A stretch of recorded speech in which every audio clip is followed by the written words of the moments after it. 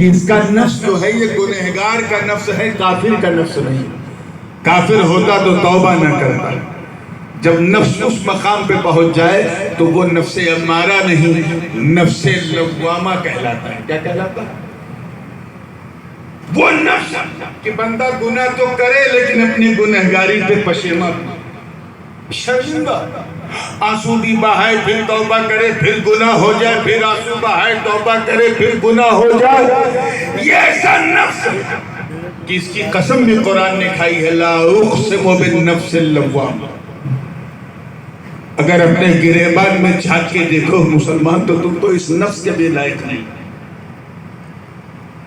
نفس امارہ کے شکار ہو، دنیا داری کے دلدل میں گرفتار ہو، رات دن شراب کباب اور شباب میں گزارنے والے اور اپنے گناہوں پہ شرمندہ نہ ہونے والے، اگر اپنے دل کو کعبہ بنانا اور صوفی صاحب کے عرس میں آ کے انہیں سچی خراج عقیدت پیش کرنا، تو فیصلہ کر لو کہ آج سے ہم اپنے گناہوں سے توبہ کرتے ہیں انشاءاللہ۔ یہی توبہ تمہارے نفس کو ترقی دے کے نفس امارہ سے اٹھا کے نفس لوامہ تک پہنچا دے۔ پھر ایک دور ایسا آتا ہے، توجہ ہے نا آپ لوگوں کی، تھوڑا بورنگ سبجیکٹ تو نہیں ہو رہا ہے نا؟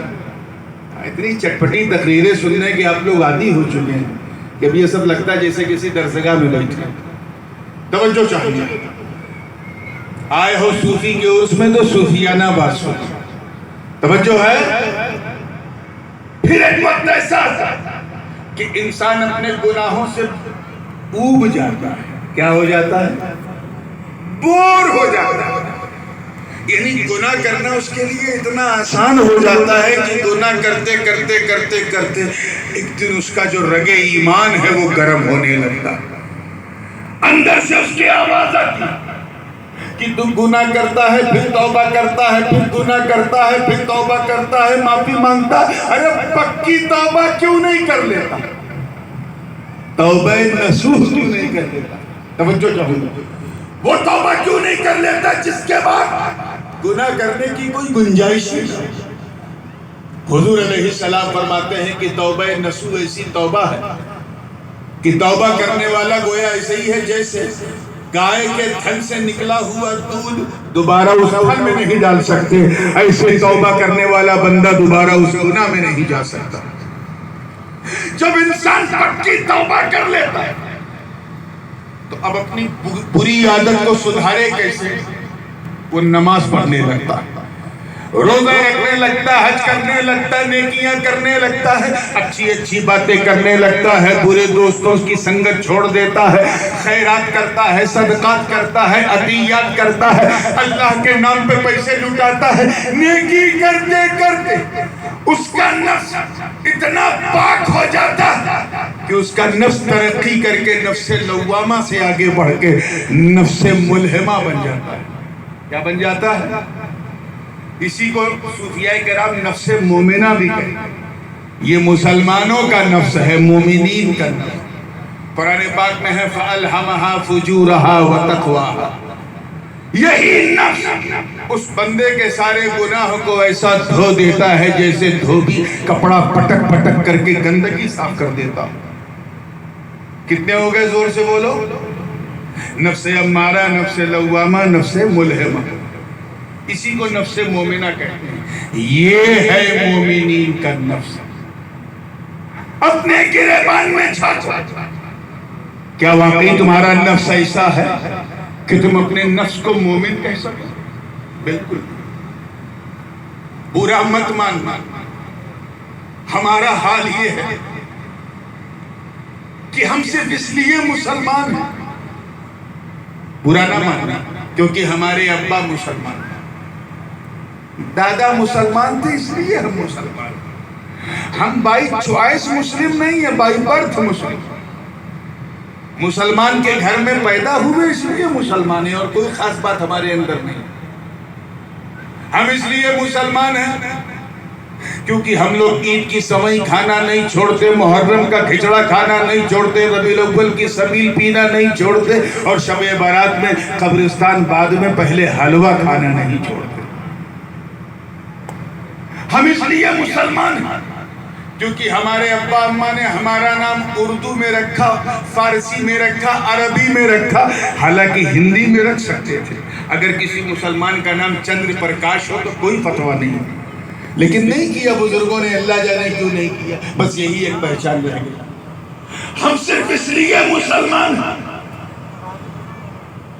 صرف اس لیے کیونکہ ہم لوگ مسلمانوں کی طرح رہتے ہیں، مسلمانوں کی طرح چلتے ہیں، مسلمانوں کی طرح ٹوپی پہنتے ہیں، اور اب تو خیر پہنتے کم ہیں، پہناتے زیادہ۔ اگر میں حضرت صرف ایک بات کہوں جو سارے مسلمانوں میں جو مشترک ہے، ایک بات، تو وہ صرف یہ ہے کہ ہم اس لیے مسلمان ہیں کیونکہ ہماری مسلمانی ہوئی، ختنہ ہوا ہے۔ اس سے بڑی تو ہمارے پاس کوئی علامت ہی آج کی تاریخ میں نہیں۔ ہمارا نفس اتنا گندا ہو چکا کہ ہم اسلام کے لباس میں بھی مسلمان نہیں۔ یاد رکھنا، راج نگر اور میواڑ کے غیور مسلمان، ہم وہ مسلمان نہیں ہیں جنہوں نے بدر احد خیبر و خندق میں پرچم اسلام کو لہرایا۔ ہم وہ مسلمان نہیں ہیں جنہوں نے انطاکیہ کی کلیساؤں میں گھس کے اذان دے دی۔ ہم وہ مسلمان نہیں ہیں جن کے تصور سے قیصر و کسریٰ کے ایوان میں زلزلہ آ جائے۔ ہم وہ مسلمان نہیں ہیں جنہوں نے رومن امپائر کا غرور دھجیوں مٹی میں ملا دیا۔ ہم وہ مسلمان نہیں ہیں جنہوں نے بیزنٹائن امپائر کا شیش محل توڑ دیا۔ ہم وہ مسلمان نہیں ہیں جنہوں نے کافروں کے سینے پہ چڑھ کے دنیا کو فتح کر لیا۔ ہم وہ مسلمان نہیں ہیں جنہوں نے نبی کے وضو کے قطروں کو بھی زمین پہ گرنے نہ دیا۔ ہم وہ مسلمان نہیں ہیں جنہوں نے میدان بدر و حنین میں اپنے کافر رشتہ داروں کے خلاف تلوار اٹھا کر یہ پیغام دے دیا کہ اے لوگوں، رشتہ داری اور ہے، مصطفیٰ کی وفاداری اور ہے۔ سبحان اللہ، سبحان اللہ۔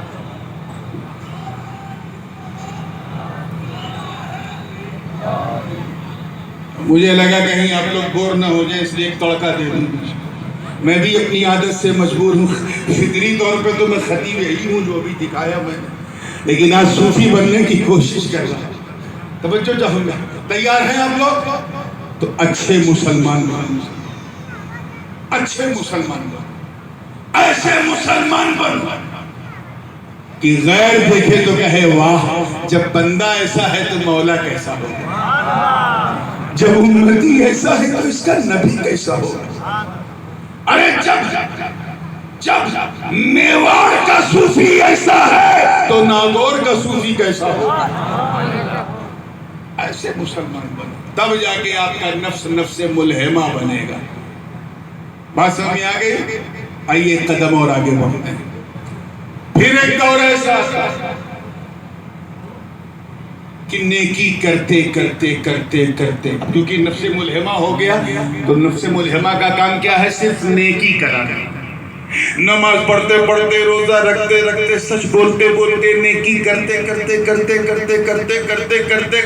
بندہ اس مقام پہ پہنچ جاتا ہے۔ دیکھیں کتنے لوگ سمجھ رہے ہیں، بڑی باریک بات ہے۔ اس مقام پہ پہنچ جاتا ہے کہ اس کا نفس جو ہے اس کے دل کے مقام پہ آ جاتا ہے، یعنی نفس اور دل ایک دوسرے کو کوارڈینیٹ کرنے لگتے ہیں، ایک دوسرے کے مقام پہ آ جاتے ہیں، اور پھر پریڑام ریزلٹ یہ ہوتا ہے کہ جس طرح دل سیٹسفائی ہوتا ہے، مطمئن ہوتا ہے، ایسے وہ نفس دل کے مقام پہ پہنچ کے مطمئن ہو جاتا ہے۔ اسے نہ دنیا کی چاہو حشمت، نہ عزت، نہ دولت، کسی چیز کی پرواہ نہیں ہوتی۔ وہ اپنے نفس کے اطمینان پہ رقص کرتا ہے، اور پھر کرتے اس کا نفس مطمئنہ ہو جاتا ہے۔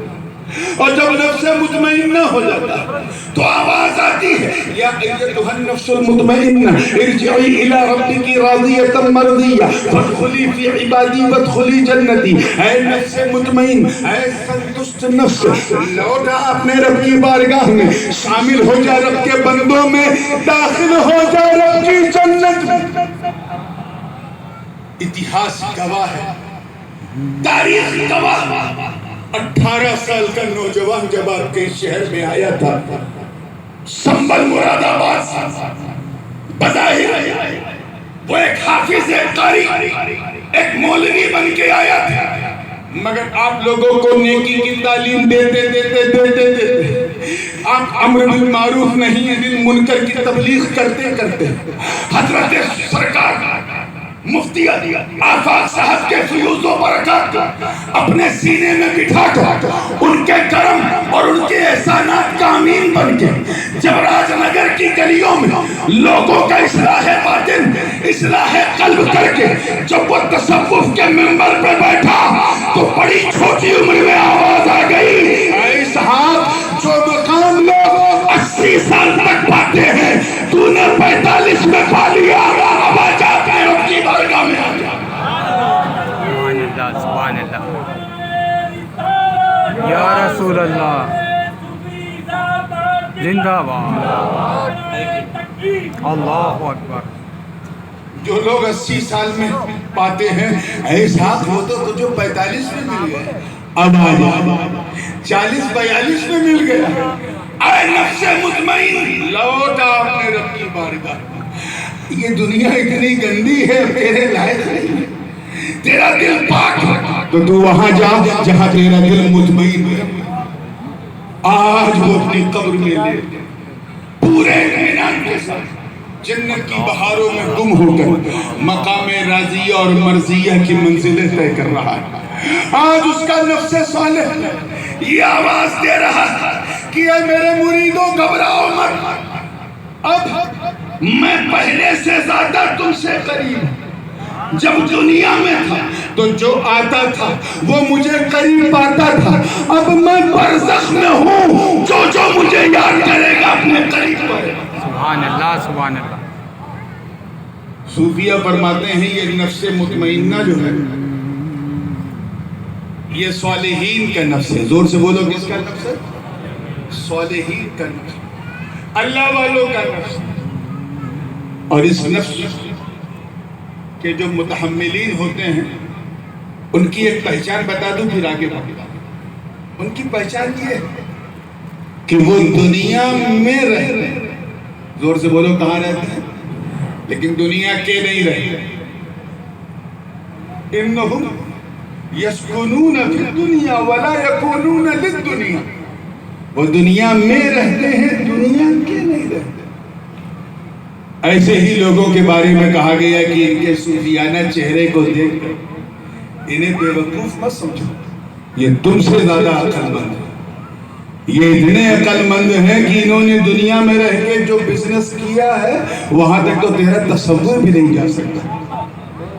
یہ وہ لوگ ہیں کہ رجال اللہ تلہیہم تجارت ولا بیع عن ذکر اللہ، یہ ایسے مرد ہیں کہ جنہیں یہ کاروبار، یہ دنیا داری، یہ بزنس جنہیں اللہ کے راہ سے بھٹکا بھی نہیں سکتے، تو انہیں صوفی کہہ کے سیدھا اور بھولا سمجھتا ہے۔ یاد رکھ، یہی تو جنت والوں کی پہچان ہے کہ اہل الجنت صفہم، وہ بھولے ہوتے۔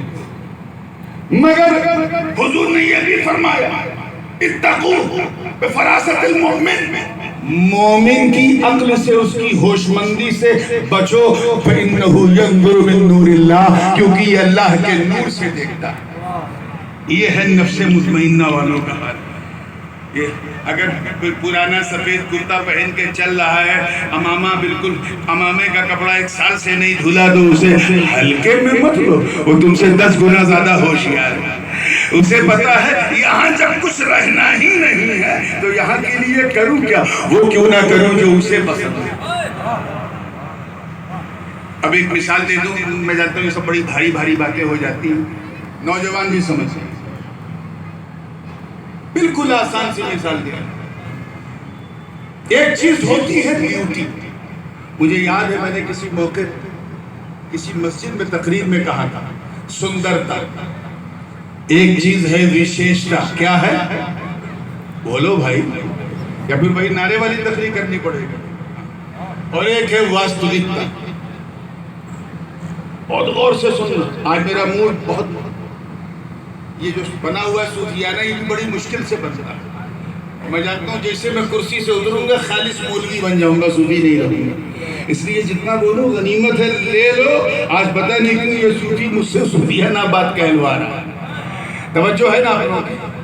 بالکل زندگی کی سندرتا ایک چیز ہے، وشیشتا، اور ایک چیز ہے واستوکتا۔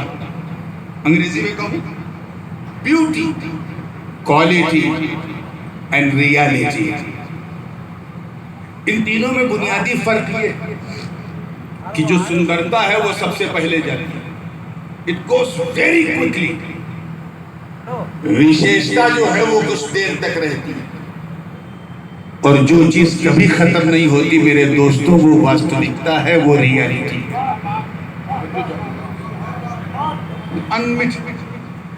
مثال کے طور پر جیسے گلاب کا پھول سندر ہے کہ نہیں بولو، اور پیچھے والے بھی بول دو یار۔ اسٹیج پر اسٹیج اس لیے بنایا تاکہ میں پیچھے والوں کو آگے والوں سے زیادہ دیکھوں۔ گلاب سندر، اتی سندر، ایکسٹراڈینری، اتنا خوبصورت ہوتا ہے کہ وہ ہر انسان کو اپنی طرف آکرشت کرتا ہے، لیکن یہ اس کی سندرتا ہے، وشیشتا۔ If you want to recognize the quality of the rose flower, then you have to take the flower towards your nose. اپنے ناک سے لگا، اس کی سگندھ کو محسوس کرو، اور وہی سگندھ اس کی وشیشتا، اور وہ سگندھ ایسی ہے جو کسی دوسرے پھول میں، تو یہ کیا ہے اس کی زور سے بولو، وشیشتا۔ یہ تب تک ہے جب تک وہ اپنے جھاڑ پر آپ نے توڑ دیا، رکھ دیا، 3 دن میں سوکھ گیا، 1 ہفتے میں سڑ کے گل گیا، 10 دن پہنچتے پہنچتے مٹی میں مل گیا۔ اب آپ نے کہا یہ اس کی واستوکتا ہے کہ مٹی سے نکلا، مٹی میں۔ کہہ دو سبحان اللہ۔ کہ پلے پڑ رہا ہے یا بالکل کالا اکثر بھینس برابر ہے؟ پلے پڑ رہا ہے، ہاں پلے ہے تبھی بلے بلے۔ آئیے ایک مثال اور دے دوں تاکہ دودھ کا دودھ، پانی کا پانی۔ بچہ، انسان کا بچہ، چاہے گورا ہو، کالا ہو، نیگرو ہو، پیارا ہو، چاہے انگریز ہو یا جیسا بھی، بچہ بچہ ہوتا ہے، بڑا پیارا لگتا ہے۔ جیسے اس کو گود میں لو، جی چاہتا ہے اس کے یہاں بھی چومیں، یہاں بھی چومیں، یہاں بھی چومیں۔ یہ آپ چوم کیوں رہے؟ Because of the prettiness, because of the beautiness. جو وہ خوبصورت، اس کی خوبصورتی آپ کو اپنی طرف آکرشت کر رہی ہے۔ But when he grown up، جیسے ہی 14-15 ہوا، بڑا ہو گیا، جوانی کی دہلیز پہ قدم رکھا، وہ بھولا بن گیا، وہ سادگی گئی، چہرے پہ وہ اٹریکشن گیا جو آپ کو کھینچتا دولار کرنے کو۔ اب تو چومنا تو چھوڑو، چھونے کا بھی من نہیں کرتا۔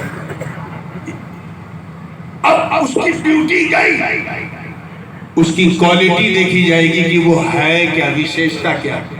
whether he is doctor, engineer, scientist, journalist, mufti, allama, imam, پیر، کون جو ہوگا وہ اس کی وشیشتا ہوگی۔ زور سے بولو کیا ہوگی؟ لیکن 80 سال کے بعد جب وہ مر گئے، مٹی میں چلا گیا، بیوٹی تو بہت پہلے چلی گئی، کوالٹی اور بات گئی، مرا تو سب کچھ ختم تھا۔ بیوٹی کون، کوالٹی کون، مگر ریالٹی ابھی بھی موجود ہے، واستوکتا ابھی بھی موجود ہے، اور وہ کیا ہے؟ منہا خلقناکم وفیہا نعیدکم ومنہا نخرجکم تارۃ اخری۔ اسی مٹی سے بنا، اسی مٹی سے نکلا، اسی مٹی میں جائے گا، اور ایک دن اسی مٹی سے اٹھایا جائے گا۔ یہ واستوکتا ہے۔ تو جو لوگ بیوٹی کے پیچھے بھاگتے ہیں، کہاں بھاگتے ہیں؟ زور سے بولو، سندرتا کے پیچھے بھاگتے ہیں، وہ عام لوگ ہیں، کامن لوگ، سادھارن لوگ، آرڈینری لوگ۔ جو وشیشتا اور کوالٹی کے پیچھے چلتے ہیں وہ خاص لوگ ہیں۔ کیا ہیں؟ خاص لوگ۔ اور جو ریالٹی، واستوکتا کے پیچھے دوڑتے ہیں وہ اللہ والے لوگ۔ اور آسان کر دوں، علماء سے بڑی معذرت کے ساتھ آسان کر دوں، جو بیوٹی کے پیچھے بھاگے وہ عام پبلک، جو کوالٹی کے پیچھے جائے وہ مولوی، اور جو ریالٹی کے پیچھے جائے وہی صوفی کہلاتا ہے۔ نعرہ تکبیر، نعرہ رسالت، حضور تاج العلماء، حضور تاج العلماء، نعرہ تکبیر، نعرہ رسالت۔ ہم آج جس کے عرص میں آئے وہ نہ بیوٹی کے پیچھے بھاگا، کپڑا تو بہت سادھارن، کھانا پینا بہت سادھارن، چال چلن بہت سادھارن، نہ کوالٹی کے پیچھے بھاگا کہ چلو مفتی کا کورس کر لیں، محقق کا کورس کر لیں، محدث کا کورس کر لیں، یہ کورس کر لیں، وہ کورس کر لیں، ازہر والا کورس کر لیں، اشرفیہ والا کورس کر لیں، نہ وہ کوالٹی کے پیچھے بھاگا۔ وہ بھاگا تو صرف ریالٹی کے پیچھے۔ وہ جانتا کہ کامیاب وہ نہیں جو اللہ کو جانتا ہے، کامیاب وہ ہے جو اللہ کو پہچانتا ہے۔ اللہ اکبر، اللہ اکبر۔ پہچاننے والا بنو، تب تمہارا نفس مطمئن ہوگا۔ زور سے بولو کیا ہوگا؟ تیار ہیں آپ لوگ؟ محرم کا مہینہ چل رہا ہے، بینر پر بھی امام حسین ہے، اس لیے میں ادھر بھی آنا چاہوں گا تھوڑا سا، توجہ ہے؟ اب آئیے، پھر ایک دور ایسا، 4 نفس ہو گئے، کون کون سے؟ زور سے بولو، نام لو، دیکھیں کتنا یاد ہے۔ نفس امارہ پہلا، دوسرا ترقی کر کے نفس لوامہ، تیسرا اور ترقی کر کے نفس ملہمہ، چوتھا اور ترقی کر کے نفس مطمئنہ۔ یہ صالحین کا نفس اللہ والا۔ پھر ایک دور ایسا کہ انسان کا نفس مطمئن تو گناہ نہیں کرتا، صرف اللہ اللہ اللہ اللہ اللہ اللہ اللہ، لیکن وہ کرنے کیا لگا؟ وہ ترقی کرتے کرتے صرف اور صرف اللہ کی مرضی دیکھنے لگا، اپنی مرضی کو بھول گیا۔ مجھے کیا پسند ہے اس سے کوئی سروکار نہیں، اللہ کو کیا پسند ہے بس اسی کو تلاشنے لگے۔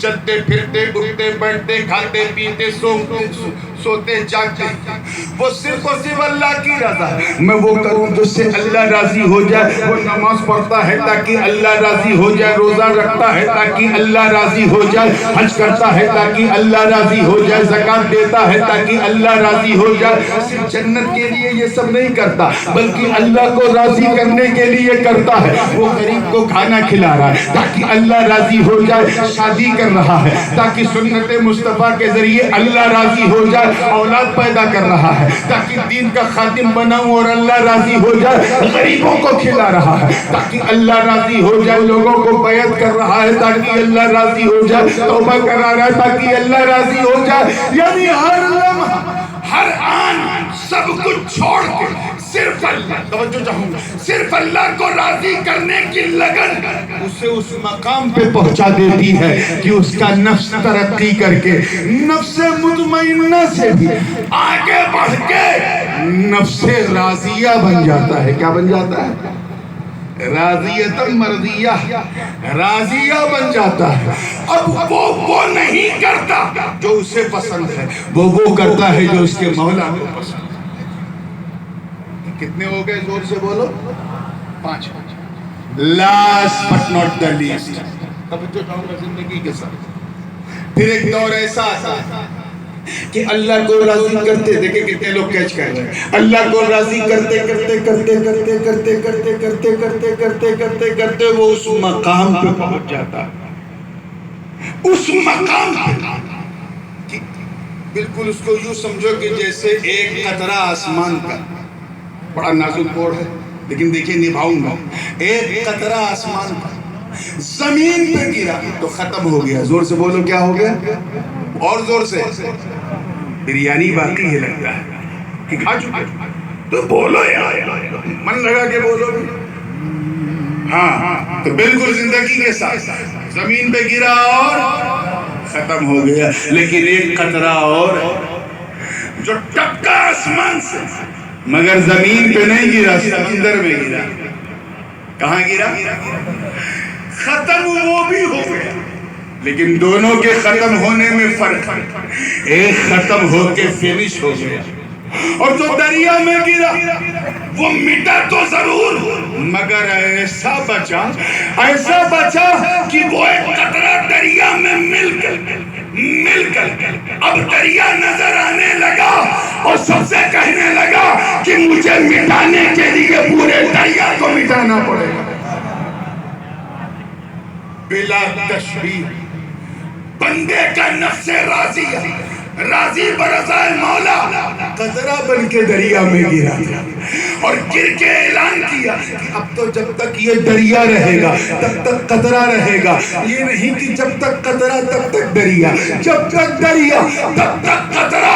یہی وجہ کہ چاہے غوث اعظم ہو یا غریب نواز ہو یا صوفی حمید الدین ناگوری ہو یا قطب الدین بختیار کاکی ہو، بابا فرید الدین مسعود گنج شکر ہو، علاء الدین علی احمد صابر ہو، نظام الدین محبوب الہی ہو، نصیر الدین سراج دہلوی ہو، خواجہ بندہ نواز کیسو دراز ہو، سراج الدین آئین ہند ہو، یا حضرت شیخ الحق بندوی ہو، یا مخدوم سلطان سید اشرف جہانگیر ہو، ان لوگوں نے چھلانگ لگائی سمندر معرفت میں.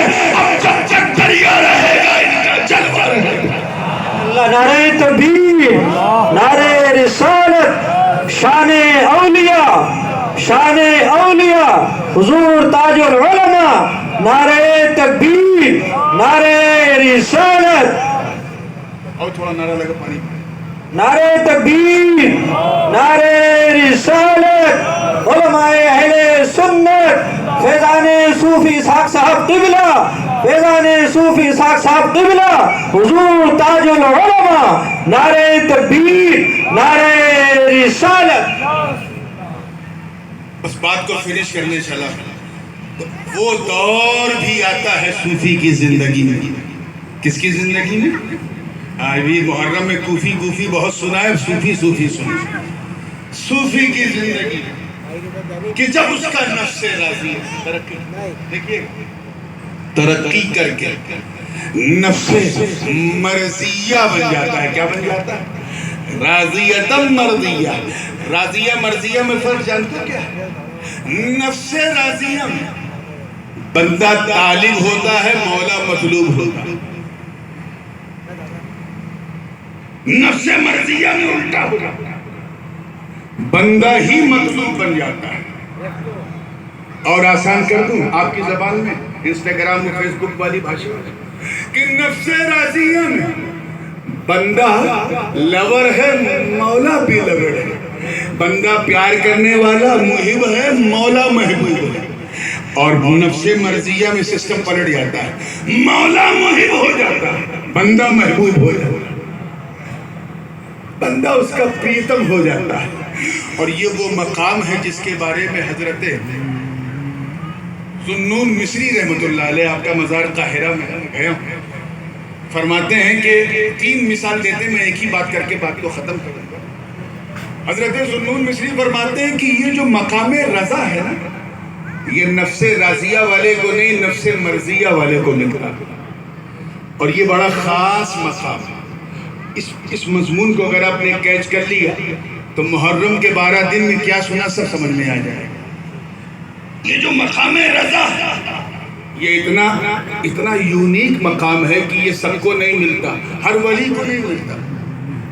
آسانی کے لیے بتا دوں آپ کی ٹرمنالوجی میں کہ اس ولی کو ملتا ہے جس کو سرکاری پورٹ فولیوز ملتے ہیں اللہ کی طرف سے، کہ تم یہاں کے غوث ہو، تم یہاں کے قطب ہو، تم یہاں کے ابدال ہو، تم اوتاد ہو، تم نجبہ ہو، تم نقبہ ہو. یہ جو سرکاری عہدہ پورٹ فولیو منترالے جو اللہ دیتا ہے، یہ انہی اولیاء کی شان ہے جو مقام مرضیہ پہ فائز ہوتے ہیں.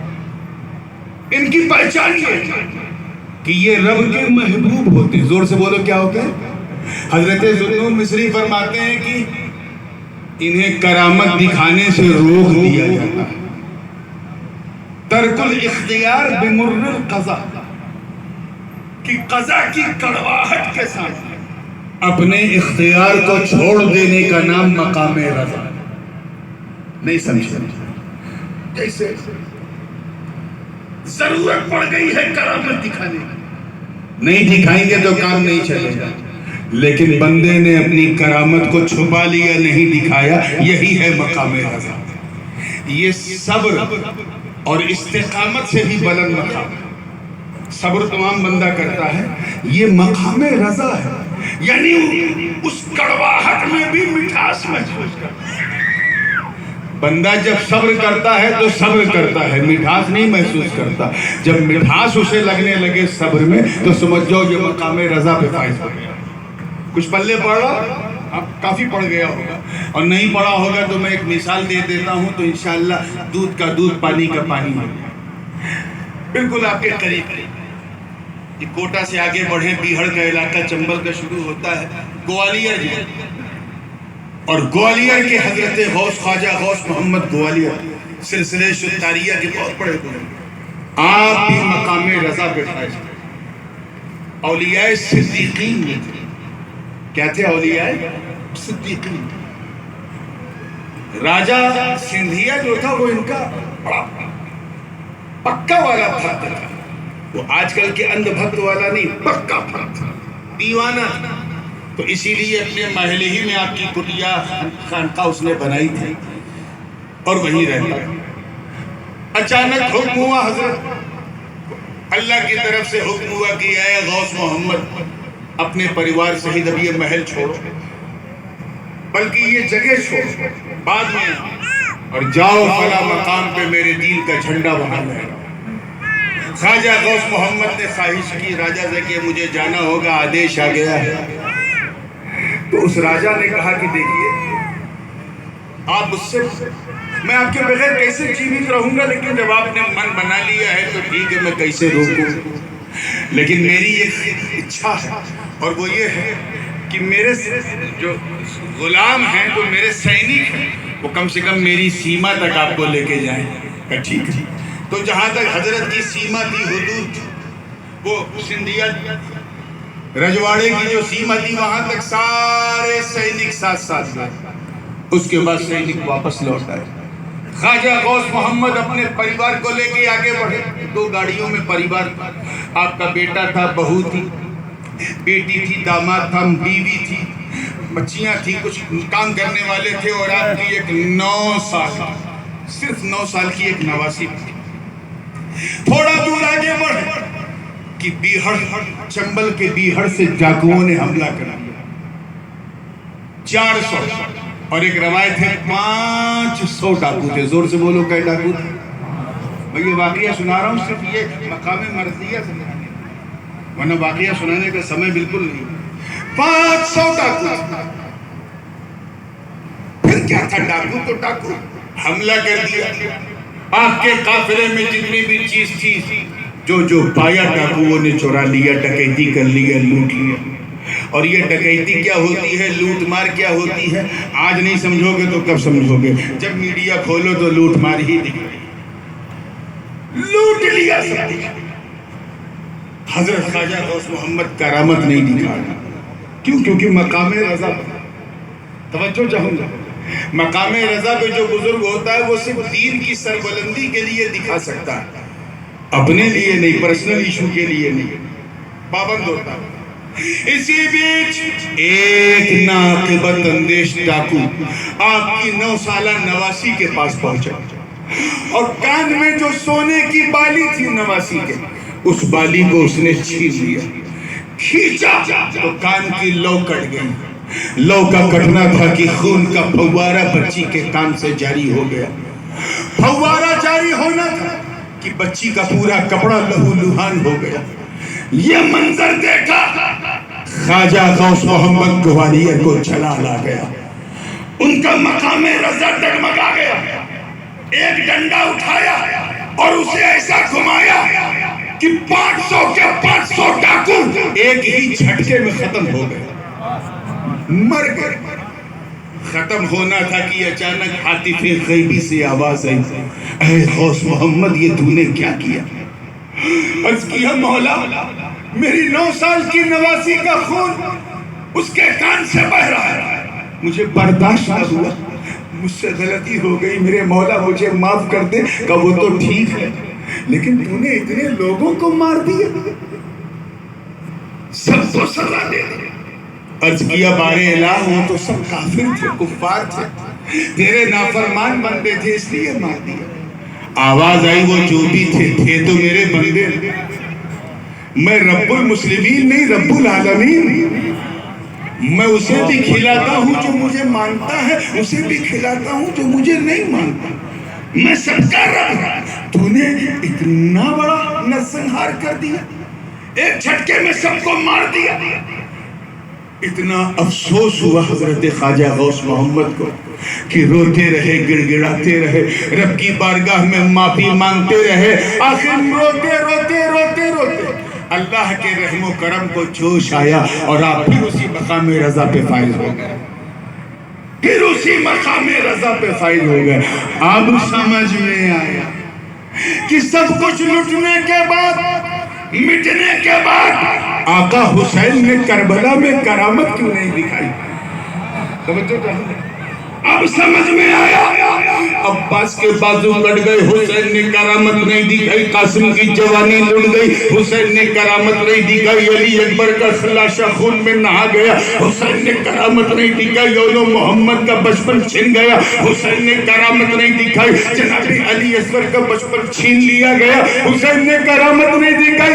ایک ایک کر کے تمام آوان و انصار و اہل بیت سب شہید ہو گئے، عبداللہ ابن عمر شہید ہو گئے، قاسم حضرت بنی اوشجا کے جوان شہید ہو گئے، جناب زہیر بن قین شہید ہو گئے، حبیب بن مظاہر شہید ہو گئے، برادران عباس شہید ہو گئے، برادران جابر، گھر والے ایک ایک کر کے شہید ہو گئے۔ حسین نے کرامت نہیں دکھائی۔ سکینہ الاتش حضرت سکینہ، جن کو ہم اردو میں سکینہ کہتے ہیں، حضرت سکینہ الاتش کی صدا دے رہی ہیں، پانی مانگ رہی ہیں، پیاس پیاس، عباس کے بازو کٹ گئے، حسین نے کرامت نہیں دکھائی۔ خدا کی قسم راج نگر والوں، اگر میرا حسین صرف اپنی تلوار کو بابا علی کی ذوالفقار کو دشت کربلا میں گاڑ دیتا تو خدا کی قسم ایسا چشمہ پھوٹتا کہ صبح قیامت تک لوگ سیراب ہوتے۔ حسین نے کرامت نہیں دکھائی، صرف حسین سر اٹھا دیتے، صرف اٹھا دیتے، صرف اٹھا دیتے، اور ان کی آنکھوں میں چھلکتا خون اگر دنیا کا آسمان دیکھ لیتا تو اتنا بارش ہوتی کہ پورا کربلا سمندر بن جاتا، مگر حسین نے کرامت نہیں دکھائی۔ ارے حسین تو حسین، جناب علی، جناب سکینہ جو دامن عباس تھام کر چچا چچا پیاس، چچا پیاس کر رہی ہیں، صرف وہ اپنی اوڑھنی کو نہر فرات کی طرف اچھال دیتی تو خدا کی قسم پوری نہر کٹ کے خیمے میں آ جاتی، مگر انہوں نے بھی کرامت نہیں دکھائی۔ اتہاس گواہ ہے، تاریخ شاہد عدل ہے، چاہے سنیوں کی تاریخ پڑھو، چاہے شیعوں کی پڑھو، چاہے اہل حدیث سلفیوں دیوبندیوں کی پڑھو، چاہے تم بنایہ و نہایہ پڑھو یا سوائق المحرقہ پڑھو یا ابن جریر کو پڑھو یا ابن ہشام کو پڑھو، چاہے سوارن کربلا پڑھو، کسی نے یہ نہیں لکھا کہ ایک سیکنڈ کے لیے بھی علی اصغر کو کسی نے زمین پہ بٹھایا، کسی نے زمین پہ نہیں بٹھایا۔ علی اصغر کبھی بابا حسین کی گود میں، کبھی چچا عباس کی گود میں، کبھی بھائی عابد کی گود میں، کبھی بہن سکینہ، کبھی صغرا کی گود میں، کبھی کبرا کی گود میں، کبھی ام یعلا کی گود میں، کبھی زینب کی گود میں، کبھی شہر بانو، کبھی ام رباب کی گود میں، کسی نے زمین پہ نہیں بٹھایا۔ رات جب ہوتی تھی تو 2 ڈنڈی باندھی جاتی تھی اور اس میں کپڑا لٹکا دیا جاتا تھا، اس کپڑے پہ علی اصغر کو لٹا دیا جاتا تھا۔ علی اصغر کربلا کے تپتے ہوئے ریت میں ایک سیکنڈ کے لیے بھی نہیں بیٹھے، جانتے کیوں؟ کیونکہ سب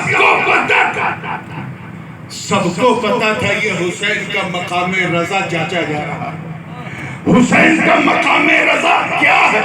اسے جانچا پرکھایا جا رہا ہے۔ یہ تو بچہ ہے علی اصغر 6 ماہ کا، اسے جنگ کی حکمتوں کا علم نہیں، جنگ کی مصلحتوں کا اسے علم نہیں، اسے نہیں معلوم یہ جنگ کیوں ہو رہی ہے۔ اگر زمین پہ بٹھا دیا اور وہیں بیٹھے بیٹھے اگر اپنے بابا حسین کے سوکھے ہونٹوں کو دیکھ کر، مرجھائی اور پیاسی لبوں کو دیکھ کر اگر وہ بے چین ہو گئے اور اس بے چینی میں اپنے پاؤں کی ایڑی کو دشت کربلا میں رگڑ دیا تو یہ اسماعیل کا پوتا ہے، کہیں دوسرا زمزم نہ جاری ہو جائے۔ سبحان اللہ سبحان اللہ۔ کہیں دوسرا زمزم نہ جاری ہو جائے، اس لیے حسین صبر کر رہے ہیں۔ اب سمجھ میں آیا کہ غریب نواز نے کرامت دکھا دی، ایک سیکنڈ صبر نہیں کیا۔ حسین کے بیٹے کے بیٹے کے بیٹے کے بیٹے کے بیٹے کے بیٹے ہیں، پانی پہ پہرا لگا، ایک سیکنڈ میں پہرا ہٹ گیا۔ کیوں؟ کیونکہ پورا ساگر میرے خواجہ نے گاگل میں بلا لیا۔ آقا حسین نے نہیں دکھایا، کیوں؟ کیونکہ دونوں کی ڈیوٹی الگ، ڈیوٹی میں چھپی ہوئی بیوٹی الگ۔ غریب نواز بھارت میں اسلام پھیلانے آئے تھے، آقا حسین کربلا میں اسلام بچانے آئے تھے۔ پھیلانے کے لیے کرامت ضروری ہے جو خواجہ نے دکھا دی، بچانے کے لیے استقامت ضروری ہے جو حسین نے دکھا دی۔ نعرہ تکبیر، نعرہ رسالت، ذکر امام حسین، ذکر امام حسین، ذکر شہیدان کربلا، نعرہ تکبیر، نعرہ رسالت۔ الاستقامت فوق الکرامت، اور استقامت کرامت پہ بھاری ہے، جیسے میرا حسین غریب نواز پہ بھاری ہے، اسی لیے تو ہر حسینی ان پہ بھاری ہے۔ تو یہ وہ مقام ہے جو مولویت سے نہیں تصوف سے ملتا ہے۔ اسی لیے کہتے ہیں، حضرت امام غزالی فرماتے ہیں کہ جب بندہ علم دین حاصل کر کے فارغ التحصیل ہوتا ہے تو وہ 4 آنا عالم کہلاتا ہے۔ کیا ہے؟ اس کے بعد جب وہ نفس مطمئنہ کو پا لیتا ہے تو 8 آنا عالم کہلاتا ہے، عالم۔ اس کے بعد جب نفس راضیہ کو پا لیتا ہے تو 12 آنا کا عالم ہو جاتا ہے، اور جب مقام رضا مل جاتا ہے تو 16 آنے کا عالم ہو جاتا ہے۔ تو ذرا سوچو، صوفی کا اس پورے تصوف کے ساتھ اپنی عقیدتوں کا خراج وہاں پیش کرو۔ اور وہ اس لیے کیونکہ آج یہ کامیاب اس لیے نہیں ہے کہ اس نے پیسے بنائے کچھ بنا، اسے کامیابی اس لیے ملی کیونکہ اس نے خود کو صاف کر لیا، اس گندی دنیا میں رہ کے خود کو پاک کر لیا۔ آج دیکھو اپنی رحمت ان کی مرتب پر گہر باری کرے، حشر تک شان کریمی ناز برداری کرے۔ میں نے آپ کا حق صوفی صاحب معاف کیا، آپ بھی میرا حق معاف کرنا۔ وآخر دعوانا ان الحمدللہ۔